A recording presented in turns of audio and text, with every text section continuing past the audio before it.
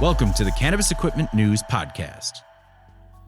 Hi, I'm David Manti, and welcome to a new episode of the Cannabis Equipment News Podcast. With me today is Kyle Neathery, CEO of Samson Extracts. Thank you very much for joining me today, Kyle. Hey, happy to be here, David. Thanks for having me on, and always looking forward to talking about cannabis and the equipment that goes for cannabis. So happy to be here. Well, before we get started, please make sure to like, share, and subscribe to the podcast. You could also help us out a lot by leaving the podcast a positive review on whatever platform you use. If you want to email the podcast, you can reach me at david@cannabisequipmentnews.com with email the podcast in the subject line. You could also subscribe to our daily newsletter.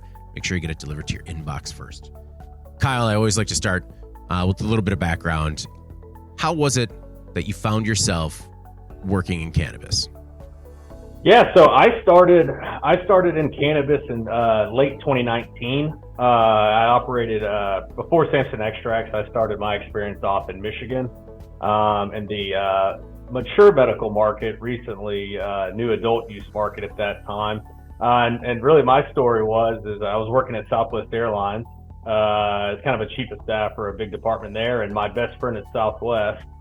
Her dad was working in cannabis, and we were talking about doing some side consulting and things like that. And I'd wrapped up a couple of big projects at Southwest and told him I'd actually be interested in taking the jump, which, was hesitant at that time. Yeah, I had a good resume and with some large companies, but I did. And that's kind of how it happened. Ended up in Michigan after living in Dallas. So that's a little bit of the story there. What was it like moving from the aviation sector into, I guess, sort of big cannabis in Michigan? Yeah, it was a bit of a learning curve. I've always, in my mind, I think a lot of times people, see cannabis as a super weird industry, but it has many similarities that you see in other industries in terms of having inputs and outputs. But the biggest, one of the things with aviation, heavily regulated, just like regulated cannabis is. So very familiar with regulator intervention and some of those things that can occur from the processing side. But a lot of it was the biggest part that was different for me was going from aviation to then cultivating. A lot goes into cultivation that I don't think people understand, really at a detailed level, and understanding how minor events can impact cultivation in so many ways.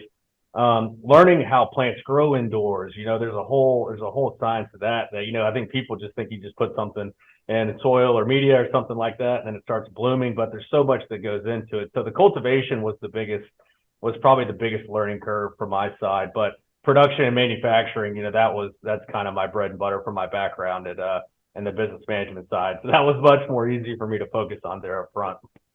Did you have any regulator intervention in Michigan? We actually had a really good relationship with our regulators there. I was working at Highlight Farms. That was a company in Michigan I worked for, and we were the first licensee there in the state of Michigan, in the town of Chesaning, Michigan. And when it was starting early, I think we did a really good job. Hand holding's probably pejorative, but we worked together with the regulators to kind of help them figure things out, because we knew about cannabis and they knew the regulations they wanted to put through. But as you see a lot of times in these states don't hire cannabis experienced regulators. Oftentimes it might be state troopers, or if that state has casinos, gaming officials, former law enforcement, and they know cannabis from the enforcement perspective and some of those principles. But we worked together kind of hand in hand to kind of learn together and walk together. So we always had a good relationship, and we were proactive. If we did have issues because these things happen. It's a new industry, you have issues that come up, of course, but we always tried to have more of a proactive relationship with regulators than the reactive. I think if you sit back and wait for them to do things, or, whatever type of administrative processes that happen, then you're setting yourself up for failure, because you're having to answer a lot of questions rather than just being transparent and forthright at the beginning. What are some of those things that go into cultivation that you think maybe some people don't see from the outside looking in? Well, really, it's I'd say where the ones that was so crazy for me is just the lighting schedules alone. And there's things when you go from growing outdoors to growing indoors, and especially in regulated cannabis, that you have to do. And I can think of one example just for that we had where regulated cannabis, you have cameras everywhere. It's all in the facilities and those things. Well, we had one camera go out in one of our indoor rooms, and so that camera got replaced. Well, next thing you know, after a few days, we had a full room have a hermaphroditic transformation in that room because that camera had an invisible infrared light to the human eye, but the plants could detect that. So just those things like that, it's these minor things that don't really come into play, but you have to be cognizant of every piece of that environment. And especially even when it comes to the set pointing of temperatures, if you don't have systems that are, you have backups for those systems, resiliency for those systems, and you're running lights in those rooms, and then all of a sudden your ACs go down, you're set up for a disaster. So it's not just as easy as growing. Your infrastructure and backup of infrastructure is things that have to be taken into consideration. But it's really a number of things. For me, it was like when I got into cannabis, I didn't know that you do a certain amount of lighting for vegetative rooms. You do a certain amount of light for flowering rooms and all of those. So it's really me who had never really grown anything or had a green thumb from any perspective. It was really having to learn kind of there at the basics. What was it like? Was it fairly easy to trace the issue back to that new camera just because it was what was new in the room, or was it a little difficult to figure it out? Yeah, that's exactly right.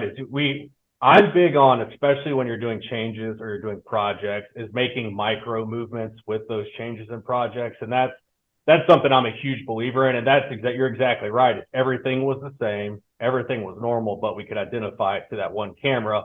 And, whenever you have plants that become hermaphroditic, that usually has a lot to do with, more times than not, on the lighting side. Like there may be other forms of stresses or pollen that may introduce, but for indoor, lighting is always a big one, and that could be lighting from the hallway if you have a window on the door and those types of things. But that's just a big principle of mine. I think is changing small things when you do those things, because to your point, if people are taking on massive projects and changing multiple factors, whether you have success or whether you have failure, you can't exactly tell what moved the needle either direction. When did you come up with the concept or sort of the philosophy behind micro movements? Did something happen at a previous job, or is it just been a best practices thing for you? Well, a little bit. So I'm certified in Lean Six Sigma, and that's a big one, at least for my principles, is that you study your movements more than just say you're going to do things. So you try to have an approach, you try to have a practicality to when you do things, and you want to study what those effects are after. But a lot of that is you have to know what you're doing before. And so I gravitate more towards the data side, more towards the numbers side. And a big thing that you see with Lean Six Sigma is when you're having defects or issues within a process, you need to be able to finally understand those things. And so a lot of it's just my principles that I learned by going through those certifications, but that goes everywhere from things I've done at Southwest, implementing reservation systems, doing organizational changes. It's better to kind of do the death by 1,000 cuts when you're making massive changes than trying to eat something in just one complete bite. Was High Life Farms already into sort of the lean thinking, or was that something that you brought to the company? It was something that we kind of got into as I got there, and it was not necessarily. Some of that was because when I had gotten to High Life, what I kind of think about, cannabis companies in phases, and they were kind of in that figure it out, let's just get it going phase. It's you build something and then you just want to try to get to X. You're not thinking about how can you do it most effectively, how can you do it most cost efficiently. You're not necessarily thinking. You're just saying, can we do it? And I think we really picked, when I got there, we're just past the can we do it phase. And it was good timing because it was right when we saw the transition. I got there in December of 19, and rec adult use just started picking up there in January. So then, as you know, what happens when you have market transformation in that form or fashion, you've massive demand spikes. So we almost had to, out of necessity. And so one of our biggest things we tackled there was, of course, gummy production. As we were the licensed manufacturer in Michigan for Wana gummies, and they were seeing explosive demand. And so that was really the first place, I would say, in that facility that we tackled from a lean manufacturing perspective, because our goal was to get exponential volume increases without much introduction of additional equipment. So without bringing in additional equipment, when you have that kind of explosion in demand on your end, how do you sort of manage expectations without kind of getting ahead of your skis? Well, a lot of it is the big one is the people that are involved, the people that are doing the job, is you have to have a pretty good why, and they also have to be bought in on that why. I think a lot of times when you're having process changes, organizational changes, a lot of time that gets preached as the what, and I don't think there's enough time spent on the why. So bringing a lot of people on those journeys and letting them know exactly what we're thinking, what we're trying to do. But even before that, when you're even talking about changes, you have to get them involved on the data gathering process too. I think if you have leadership that leads from the ivory tower and those types of things, you're going to be making changes that don't actually make impacts. Your thoughts or your opinions, you get weighed into it too much. So you have to actually, as a leader, in my opinion, is spending time in those stations, in the floor, and doing those jobs, because you will not have an accurate opinion on what the actual challenge is. What are the challenges? Is the equipment spread out too far? Are people having to work multiple stations rather than focusing on critical stations? Is waiting? So are people not getting ingredients into the system quick enough? And so I think you have to bring the people that are actually doing the job into that journey. So when and why the jump to Samson Extracts? Well, so a little bit. I am originally from Louisiana. And Michigan didn't know, I obviously had great friends at Highlight Farms and things like that, but me and my wife were recently married. And part of it, I wanted to get back down south. I'd kind of gotten into that mindset. Not that I'm a huge Southern lover or anything like that, but I do like the South, and it's just dang cold. I mean, that was a lot of it. It was people don't realize it's not just cold. It could be 6 to 7 months of depressing darkness and cold that comes as a part of it. And I wanted to get closer to my parents. And once again, I love my team at Highlight. We ran an incredibly successful operation over 2 years while I was there. But there was an opportunity in Alabama that it came across me, and it was to be a CEO of not only the hemp company, but also on the medical cannabis venture that was starting in Alabama. And so that medical cannabis part to me was that was kind of an interesting value proposition, because me being from the South, we all understand the conservative roots that occur in the South. And I kind of saw that as I went off to a regulated state, learned my skills, got my experience, understand how to run those operations, and then being able to bring that into a Southern state where it was taboo for so long. And there's just not a lot of talent down here. So for me, it was like being able to almost take everything I've learned and being able to bring it into a state where they didn't have that experience level. So you're working both on the CBD side and on the medical side? I am, yeah. So a bit of the hip part, of course, from the operational perspective has been my main focus. But not sure if you're in tune with the Alabama medical cannabis situation, but we submitted our applications into for medical cannabis in December of 22. And it's kind of the same thing that you see a lot of states inundated by lawsuits, questions about the process of selecting, and I mean, and that's fine. Our umbrella of companies, we are a diversified enterprise amongst our companies. So it's like, hey, hemp's doing really well, so we just focus on hemp. We're not hemming and hawing. We're not spending a lot of time and money on lawyers. We'll just kind of let it do its thing. If it works out, that's amazing. And if it doesn't, we all know that hemp is still a great industry as well. Yeah, because as far as I know, in Alabama, it's like medically legal, but you can't get it anywhere yet, right? It is, yeah. It's been in legislation in terms of approval for a while.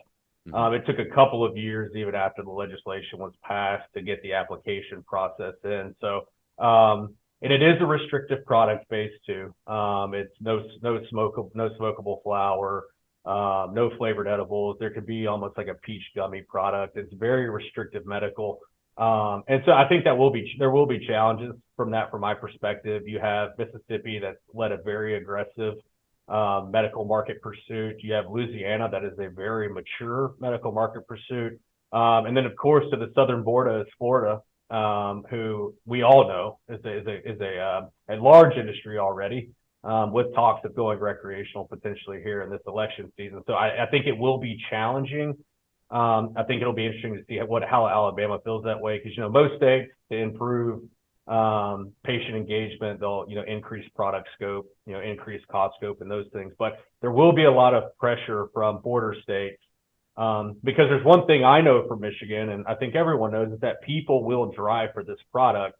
And these regulated markets have to be cognizant of how to keep their customer base in state. No, I mean, I'm based in Madison, Wisconsin. We certainly know that. Like, it doesn't matter where you live in Wisconsin, people will drive, and they can pretty much drive in every direction now and find it somewhere else. Yeah, for sure. And we saw that in Michigan, specifically with Wisconsin. The Upper Peninsula of Michigan, not heavily populated, not a lot of year-round citizens there that live in that area, but there's a lot of dang dispensaries up there, especially when you looked at those connection points to Wisconsin. Cartridge sales, for instance, were explosive in the Upper Peninsula. And then we saw the same thing when in southern Michigan, before Illinois got more aggressive, Ohio was high taxing, and you have Indiana. I mean, the southern and northern borders of Michigan really did that. They were some of the best stores for that reason. Of course, things have matured since then, but the people will drive. I mean, there's people driving from Kentucky, Tennessee to Michigan. I mean, people will drive for it, and the limits that those states put on are pretty friendly for a quick trip. What kind of scale are you working on now from a hemp and CBD side compared to the size of the operation at High Life? No comparison whatsoever. No comparison whatsoever. And man, that has been a challenge. When you look at marijuana or cannabis, medical cannabis, adult use cannabis extraction, those labs, 1,500 square feet. If you're really big, you might be looking at 2,500 square feet. You have equipment that you potentially bought off the shelf or it was manufactured, and it's plug and play. There's a user guide that comes with it. And we did all that. And we ran a great extraction operation, but we were pumped. If we extracted north of 1,000 pounds a month, because you didn't really need to do more because, if you have an 80% distillate, you can get, 8,000 units of 100 milligram gummies off of that. That's a substantial amount that comes off a kilo distillate, but it's nowhere near comparison here. And that's been our biggest learning curve. Connor Schilling, who led my extraction to High Life, he's here too. Great extraction operator, knows a lot about the chemistry, but when you go from dealing with over 1,000 pounds a month to close to 200,000 pounds, north of 200,000 pounds a month, you're using way different equipment. You have way different issues. You're buying equipment that wasn't made. Its initial design and function had nothing to do with cannabis. Cannabis probably wasn't even a thought when it was created, and so we're using massive equipment here. Just for example, is in medical cannabis, adult use cannabis, we were using small cryo-ethanol, basket centrifuges that spun everything out. Well, here we're using, for our extractions, we're using large centrifuges, dewatering centrifuges that you would see be used in upstream oil and gas. So you're talking about massive amounts of volume, and it shows up in different ways too, because your bottleneck creation comes so much more quickly. If you have an increase on biomass extraction, then you're having to say how our winterization can't handle this. So then you're upsizing pipes on winterization, you're upsizing pumps. Then can you recover quickly enough? And it's this constant bottleneck chase with exponential increase in volume that I tell you, it feels like interstate construction. It really does. Feels like they start at one side of the interstate, they redo the whole thing. By the time they're done with it, they're back doing the first part. I mean, it really is like that. There's some fun and challenges to it, but man, we've had some failure. And you really have to, you really begin to have a love for engineers, because this thing does take calculations of material movement, the chemistries you don't understand, what pipe sizing does to vacuum. And all we're redoing our distillation tower right now because we bought a big vacuum pump, massive vacuum pump, probably the biggest one we could get, but our pipes were too small. So we were creating supersonic speeds inside of our vacuum. So just things like that. It's just a completely different scale. What were some of those failures that you've had? I mean, like you just mentioned, but also have you had some successes? Oh, we've had a tremendous amount of successes. I mean, when we started here, they were probably doing 20,000 pounds a month, and now we've got capabilities to do well over 200,000. And we implemented winterization here. They didn't have a winterization capability, so we implemented winterization. They didn't have the capability to make distillate at that time, so we had to re-engineer the complete distillation tower. And this isn't like a white film distillation piece you would see that's the size of a door. Ours is 4 stories tall. And so you want to talk about some problem identification, crawling around a bunch of pipes and motors and electrical, that's on a 4-story tower and stuff like that. So we re-engineered that. We've increased pipe sizing. That was too small. So there was a tremendous amount of successes, but there were failures, kind of like we said earlier. I mean, some of them and some of it goes to, because of the scale, it can be tricky for operators as well. We've had to change things very rapidly and very quickly. And we probably haven't done the best job of giving the operators, the week-long trainings of how to operate that equipment, but we just couldn't out of necessity. So, we've had issues where we weren't winterizing long enough. The temperature gauge for winterization wasn't in the right place, so we were getting false senses of security of how cold we were winterizing at. Augers for material movement. We drop our biomass into big hoppers. We had an auger we were going to implement. Well, the arc, it was too steep, so the biomass actually couldn't travel up to do what it was supposed to do. So it's those types of things that we are scrappy. We don't mind buying used equipment. We have a mechanical team that can work on our stuff, but what's good is we stay on our feet. So we'll hit that failure and we're like, all right, now we know how to do it, so we don't have to make that mistake again. No, it sounds like it's very trying, but it also sounds like it's kind of like an engineer's dream scenario. It is. I would say so. And boy, there was a lot of engineering that could have happened there, during that time. And we really just started using engineers from a serious perspective. We just engaged with a chemical engineer, and that's how we figured out some of the issues in our distillation, is that our vacuum was pulling supersonic speeds. So we were creating so much pressure inside of our pot still that our vacuum wasn't able to actually be as high in the pot as it was the pump. And so we actually that's why we're glad we have this engineer, because there are all these little projects, especially quick win stuff. We're not experts at that, but if someone can kind of be partnered with us to do the math, I mean, they could really have work for a long time. But we brought on, and before August of last year, we didn't have our own in-house mechanical capability for welding, and motor rebuilding, those types of things. We were outsourcing a lot of that work. We actually took one of the supervisors from that company we're outsourcing, brought him in-house, and he absolutely loves it, just like you're saying, because it's not a lot of crazy stuff. You just need someone with the capability to do it and put it in. And he likes to see, because I think what else is good about bringing those people in-house is they not only get to fix the issue, but they actually get to see the results, learn from it, and then they just kind of move on to the next thing.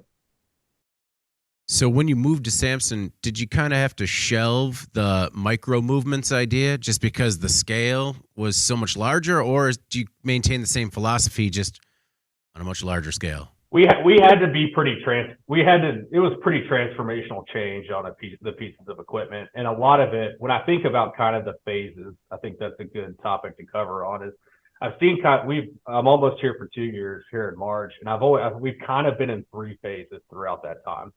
And I would say really that first phase of time was make the whole system work. So you can put something in at the beginning and you can get something out. That's that kind of just see if you can do it phase. We then spent phase 2, which was, now that we know we can do it, we can understand the process. Now let's actually increase that scale tremendously. So it became a hardcore bottleneck focus. Where were we queuing up material at? Where was my cellar sitting at so it couldn't go to the next step? As a part of that process, we shifted to 24/7 operations. So then we had every hour we were producing as a scale increase. And now we've entered into the phase of quality improvement. So now that we know we can do it, we now know we can do it at scale. Now let's go back and start spending more time on quality, and now we're in that micro movement phase. I'd say we're at where it's if we're like for instance, we just implemented some new carbon filtration, but our team also wanted to do like 3 or 4 things at that same time. But it's like, let's just do the carbon filtration, see where we're at, and then make those steps. So now that we're in the quality phase, it really is. It's like focus on one piece, do it, let's see the output. One piece, do it, let's see the output. And then we're kind of making changes here as we move throughout. Is the CBD hemp side of the business more like traditional manufacturing? Or would you say, is it more like or is it more, nascent and immature? The way we extract, the way we're operating doesn't feel like cannabis to me.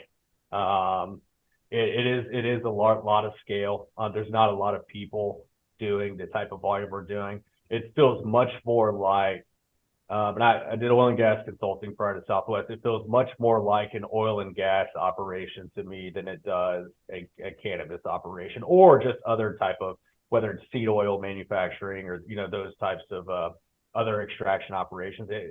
Sometimes it doesn't feel like a cannabis company because of just the scale and what I'm used to in regulated cannabis. So who are you supplying? So we strictly focus on CBD here from the manufacturing perspective. We only do CBD. We're not dealing in the minors or doing a lot of those things. So right now we're making a ton of CBD distillate every month. Right now we just see ourselves as an ingredient provider. There's a lot of folks. Isolate we know has massive staying power in the industry. There are some companies that do want our products to potentially convert and do some things like that. But I'd say the large portion of our companies have a focus towards isolate, which that's the capability. If things keep going our way, that we will actually have that capability to make our own isolate in the house by this summer. Okay. I've talked to a couple of people in the industry, and they've kind of, with the legalization of recreational and more legalization with medical, they've said that, sort of the CBD side of the business has almost become an afterthought in some things. And as a result, there's been sort of a decrease in products and availability. Have you experienced that as well? I think so. When you're strictly talking about CBD, we've had a lot of the retail conversations, should we do CBD gummies? Should we do all this? It's super. When you're thinking about strictly from the psychoactive perspective, that is an incredibly hard market to compete with. Incredibly hard. But we do have some retail focuses of going more into leading more into the topical side, applications in that world, because then you're not dealing so much you're not competing with other psychoactive providers on that side. But I that sentiment, listen, I had that sentiment years ago in the cannabis side, like who would want CBD? And I tell you, the hemp-derived cannabinoid stuff has really, really been quite the eye-opener, and how that market has been growing. I know everyone's on pins and needles to see what the Farm Bill will show up as or what type of regulation will be included, but man, it kind of feels like it's hard to put that genie back into the bottle with some of the operational maturity you're seeing people jump in. I mean, I think the one that really caught me off guard here recently was Total Wine and Spirits. It's a massive liquor mart chain, and I was reading an article last week that they have Delta 9 drinks in 228 stores in 26 states. Man, that's crazy. I would have never thought that to be. I remember we were laughing in 2021. Men's Health, I think it was, had the Trojan Horse hemp-derived Delta 9 gummies. I remember there was a full page spread in there. We're like, oh, this will never.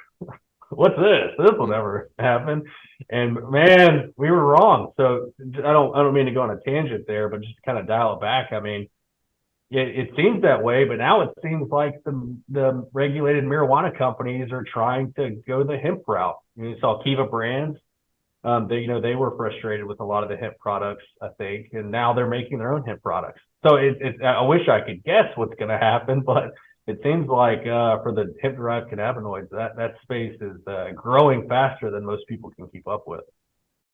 Well, tangents always welcome, but we had a similar experience with someone locally who is making hemp-derived beverages, and same thing. We're just like, well, where's the demand for that? And just every time I talk to him now, he's in so many different locations. And I'm just like, and I've, you know, and after trying the product, I'm like, oh, I get it. Yeah. The adoption is at an incredible rate. I think that it's and I understand the argument. I understand the arguments from regulated cannabis, and that it's like, man, we pay these taxes, we have all these hurdles we jump through, and the hemp products are able to kind of move around with a little more agility and freedom to do that stuff. So I understand the frustrations, and if I was still in regulated cannabis, I would be pissed. You know, I would be mad. But but you're right. It's creating adoption. It's creating people to understand the product. And I know it's an absolute war right now between marijuana and hemp from the operator's perspective, but I think at the end of the day is everyone has to understand. You know, I know money creates challenges, but you know, we all got to remember why we're doing this and why we're fans of it, and that's that everyone wants deregulation and everyone wants access. You know, all these things, and it's creating a very interesting conversation for access to people that would not have that. And so I know everyone's crying foul, but is the goal at the end of the day to make money, or is the goal at the end of the day to have this product that everyone thinks should be legal and to be out there in the marketplace? I think it's created some very interesting conversations, especially with the Schedule 3 stuff, where you know there's a lot of operators in marijuana saying, "Whoa, we don't know if we want to deschedule now because then big pharma can come in." You know, and it's like probably the same people 10 years ago were like, "Deregulate, deregulate." It's very interesting. No, it's definitely a pick your poison type of industry, and kind of make sure you can figure it out on your feet. Yeah, no, and that's man, it is not for the industry is not for the person that wants to go in at 9 and leave at 5 at the same time every day. I mean, it's incredibly fluid. It changes constantly. If you don't have your thumb on the market and understand what's going on, it will run past you. And it does not take long, especially when you're talking about commoditized pricing with oils and things like that. So it sounds like you have a really cool extraction system in place at Samson, and I understand that it's proprietary. Is there anything else you can tell me about how it works? Yeah, and that's what the real thing is. That there isn't. I know that the proprietary word is used a lot, but really it's a lot of it is, and I can kind of even walk through it. Is, you know, we take biomass super sacks. Those usually come in 500 pounds. You know, for rough numbers. Because biomass across the country comes in a variety of different shapes and sizes. What I mean by that is there isn't a really good standard for how biomass should look. So we drop our biomass into a large agro chopper like you would see on a farm, where they like bust hay and a bale buster, so to speak. We get it to a uniform size in that process so that we can work with stems or different bud biomass sizes that come through, which then loads into a big hopper. And then we hit our big centrifuges. I mean, these centrifuges are massive. You know, they're probably 10 by 6 in terms of just the centrifuge, spinning 3,500 RPMs on 35 horsepower motors, 235 horsepower motors. That biomass comes in and then it enters into a mass separation. Biomass gets separated, then we collect our oil, and we just kind of recirculate that whole process. That same ethanol oil mix will then keep extracting through, and we'll just keep extracting until we hit a certain pound level that meets our concentration. And then it gets pretty similar. That's a very different step than what you'd see in normal cannabis extraction. But then we get to a pretty similar step where we enter into winterization. Of course, hit our temperatures. We use a massive 30-foot long filter press, and that filter press is probably 4 feet by 4 feet on plate size. Massive filter press that gets filtered. We have another 4-story falling film recovery unit where we take a lot of our recovery from. We then, of course, decarb in a massive unit, and then we distill. And our distillation is a massive short path. We've looked at the white film. We get concerned with sugar content and stuff like that in the products with white film from jamming. But if you think about like the laptop short path that you would have used in chemistry class, ours is a massive one made out of stainless steel. So we load 400 kilograms of crude in, and we just raise the heat like a moonshine still, raise it. We do all of our terpene cuts, heads cuts, all the non-desirables. and then we have a switch off, and then we start loading into our distillation tank. So it's really pretty standard. It's just massive equipment that has to support that process. What kind of footprint is it sitting in? If you did a collective kind of the total footprint of the equipment, equipment's probably taking up 25 to 30,000 square feet of equipment, and it's all outside. That's the other weird part we haven't talked about yet, is our equipment is outside. So we have to then think about different variables to that point. Is, when you're doing normal extraction, you're indoors and it's climate controlled and it feels great. Well, we're in Alabama. We could be 105 degrees with 95% humidity, or we can be 20 degrees with dryness. And it's just not, when I say that, it's not that I'm concerned about the operator's well-being when they're operating. It's that directly impacts our capability to extract in the equipment. And that also creates weird problems. And one thing we had to do with our solids extraction is we had to build a huge awning to cover the whole thing, because this year, when we got into our hot summers, it was superheating our ethanol and then pulling more non-desirables into our micella from the oil mixture. So we covered it, and now we're good. And so there's all, and then, to go back, distillation.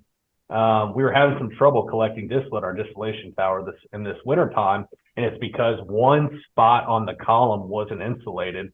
So it was staying super cold. So the vapor would go up, hit it, fall, hit it, fall, hit it, fall, and it didn't have time to travel. So we have all those ambient temperature, ambient humidity issues. It has an impact on our equipment, which also creates other fun challenges. Why is it outside? Well, it's a good. I wasn't here in the decision-making process, but some of it is probably the pure size of the equipment. The buildings that we purchased and bought, we have 3 massive buildings, kind of in a 1/10 of a mile corridor of each other. They were all for cotton production. So cotton gins, cotton storage, and those types of things. So we already had infrastructure here, and some of that equipment just frankly would not fit. But I also think there's probably some consideration to infrastructure that's needed for extraction when you're indoors versus outdoors. If you're operating whether C1D1, C1D2, you have to do a lot of things indoors. But those issues free up as you get outside, because you have air movement. So you still have to support the equipment from the C1D1, C1D2 matter. But there's a lot of things you don't necessarily have to do that you would have to do indoors. And, that class 1 infrastructure cost can really get substantial, especially with the equipment of this size. Okay, so is the plan for the foreseeable future to keep it outside? It is. We have no change from that. I think if anything, we will cover the equipment with metal fabricated, awnings and things like that. And that's so we can control ambient factors. And also to increase the quality of life for some of our operators, because a lot of times they're operating equipment in direct sunlight in the middle of Alabama summer. We're 5 minutes from Florida, so it can be pretty intense. But I don't see much changing there. Our isolation system that we're implementing is indoors, there really is no plan to ever move from the outdoor strategy. And I think it would be incredibly tough if we did. Was the facility GMP certified before you got there, or was that something you implemented? It was. They did have a GMP certification there at that time, and then we've still carried that forward. I will say what we did have to do is we had to marry, as I got here, we had to marry GMP with cost effectiveness more. I would say that's more of my implementations there, is that you can overdo GMP. And we do support GMP. We love GMP, but we do have to make money. You got to remember what comes first, the certification or the business. So we did make some modifications that are still GMP, still square and for GMP certification, but we did have to make some alterations to make sure that we weren't overspending for the sake of a certification and still able to target profitability. How much biomass, and if you already mentioned it, I apologize for missing it, but how much biomass are you processing an hour? So the hour, we're typically, depending on biomass type, because that can cause challenges. I would say on the low end, we're probably $250 an hour. And then, On the high end side, we can climb up. If it's really smooth biomass, we can get up to the 600, 625s an hour. So if we've got older biomass, it's got a lot of stems, we're going to hang out more at that lower end. But if we've got some well manicured, well treated stuff, I mean, it can really cruise through the system almost too fast. Sometimes we have to slow the system down so we don't creep into an overproduction state. How do you find and vet your suppliers, your farming partners? If anyone has a perfect plan to that, please reach out to me on LinkedIn, because man, that outside of the challenges we've had in production, that by far is my biggest frustration in the industry as a whole. My experience, regulated cannabis, we had metric that you knew where it was coming from, you knew who had it. The test results were in there from the third party labs. So you had a lot of buyer confidence when you were making deals with biomass and hard resources in that fashion. But man, the hemp part, we've had some deals go great. We've had a lot of deals not go great. Some of that I think is largely due to the oversupply that happened from 19 to early 21. Because there's a lot of biomass when I got here that had been on the market for a number of years, and there's a lot of farmers that were challenged and had a lot of things not go their way. Tales all this time in the hemp industry.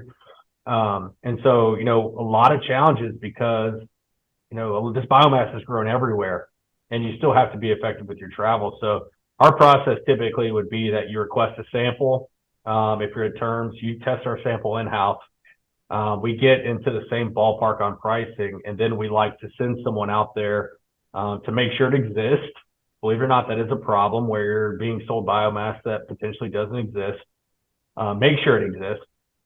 Take our own sample there, send it to testing. If you feel comfortable that you got the same results as you did on the initial sample, then you move to a contracting state. And I cannot tell you, a third of the deals we've done, the biomass percent after that phase is not what we tested and what we did. I dealt with one last summer where we tested 8%, and when all the trucks got here is at 3%. And so it's frustrating because even though hemp's trading, 8% material can trade at, call it 220, 230 a pound. That doesn't seem like a lot, but when you're doing a 700,000 pound contract on it, that adds up. And then you get to part two. In normal business, if you bought something, it wasn't what you bought, you can say, hey, this isn't what I got. Give me my money back. I'll return the product to you. That doesn't really happen on the hemp side. And because a lot of times it's farmers or brokers.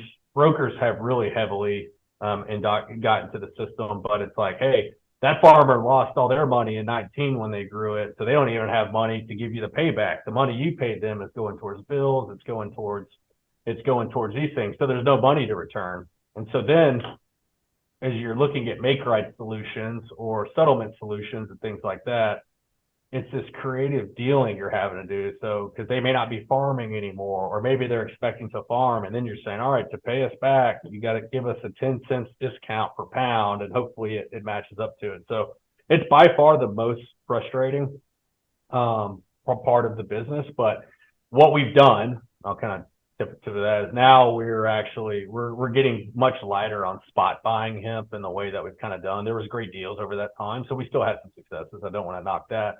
But now we're actually trying to gravitate to direct to farmer relationships. And so we've made a lot of relationships in the Southeast, and we have multiple contracts for proven farmers to grow for us hemp wise. And so we understand that we negotiate a price, a poundage, they grow it, and then we execute that contract execute payments from that contract at harvest time. So that's a much more predictable experience. You don't have to worry about where the price is. It's not going to flip on you. It's not going to change on you. And everyone can feel like they won. How do they think they're going to get away with selling biomass that doesn't exist? It's I don't know. I think it's because sometimes there's a lot of intermediaries in the process that can kind of cloud it up. I think it reminds me a little bit back in like 21, 22. Do you remember when like the ghost distributor conversation was happening in California, where you'd have people they'd go get a cannabis license for distribution. They would Okay.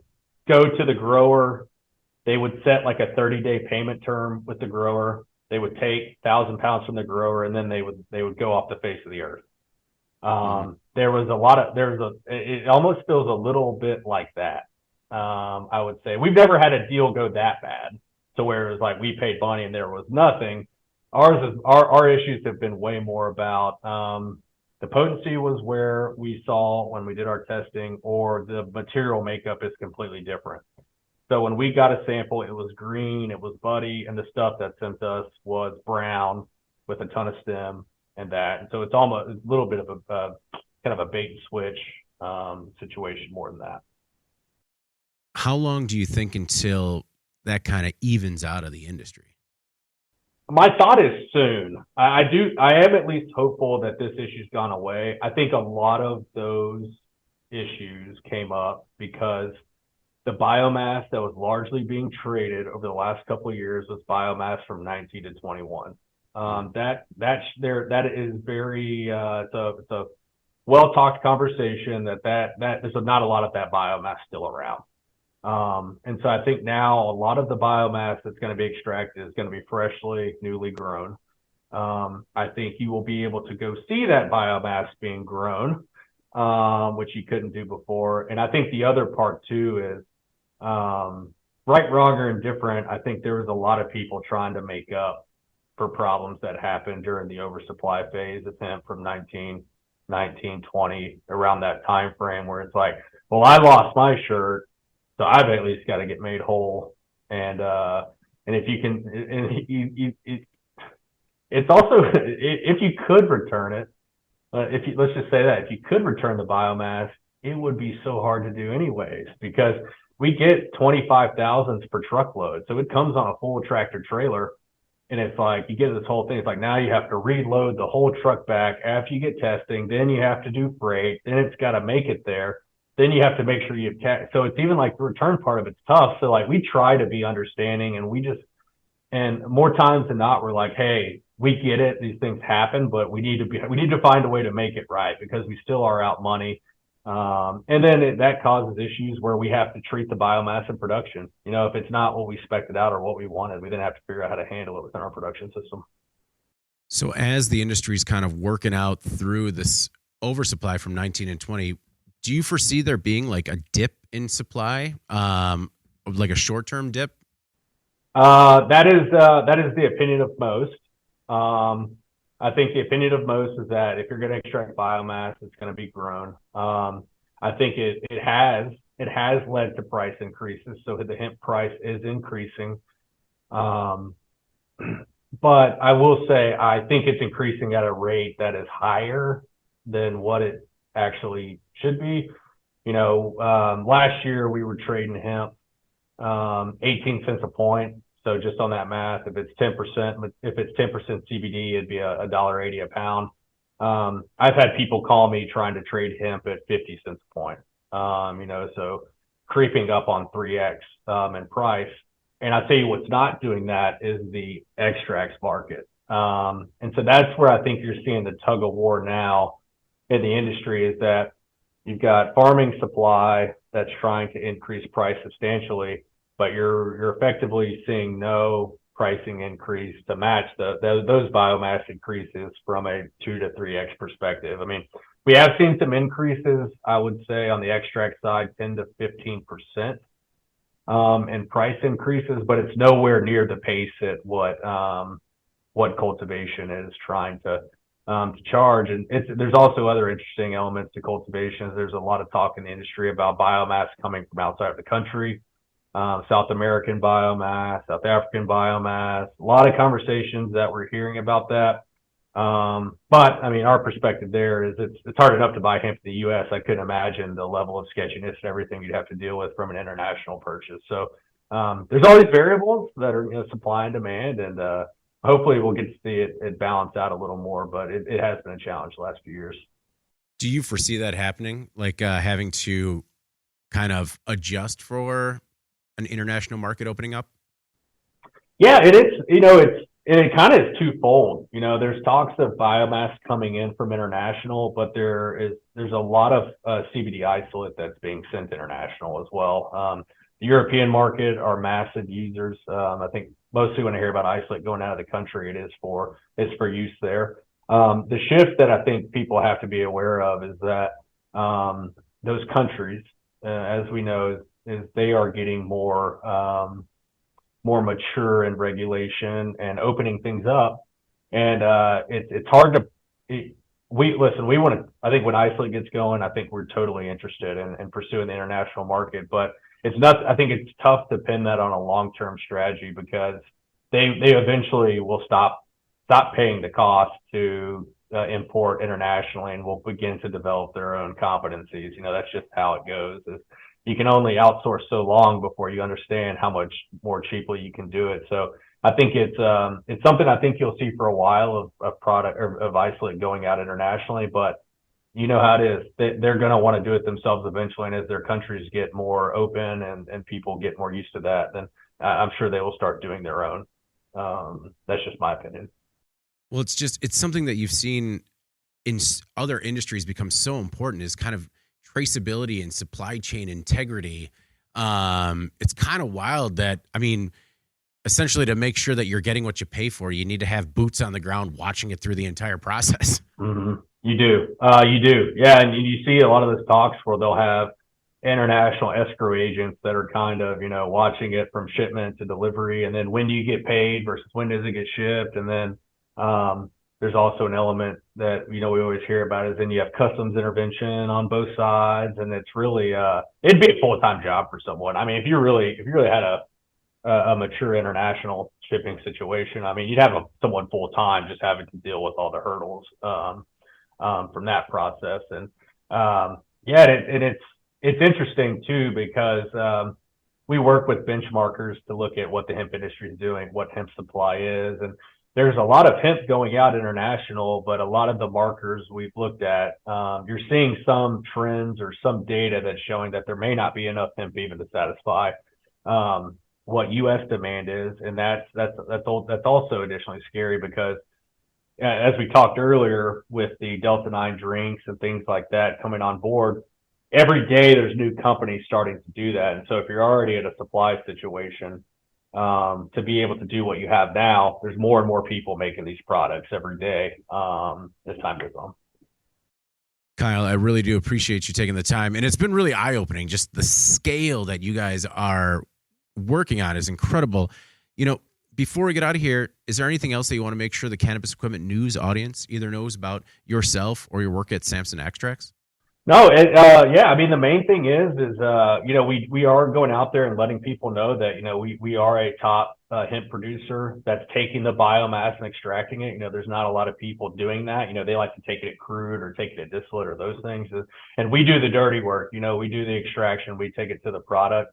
We will continue to see volumes increase. Our vision is that we're here for decades, not overnight success, millionaire type stuff. That's not. We're going to build reasonable margins at reasonable prices. And the big thing is our goal is that we will be isolating this summer. And so that really opens up a big part of our market. And, we're just trying to let people know that, there's a big time player down in South Alabama, when it comes to the CBD and the hemp space. Well, Kyle, it's a really exciting story, and I look forward to being able to follow it along. Oh, yes, sir. David, hey, I appreciate you too, man. It's always fun talking cannabis, folks, and talking about our business and a little bit about myself, and I really appreciate the time. Well, before we get out of here, please make sure to like, share, and subscribe to the podcast. You can also help the podcast out a lot by leaving us a positive review on whatever platform you use. If you want to email the podcast, you can reach me at david@cannabisequipmentnews.com with email the podcast in the subject line. You can also subscribe to our newsletter. Make sure you get our daily newsletter delivered to your inbox first. All right.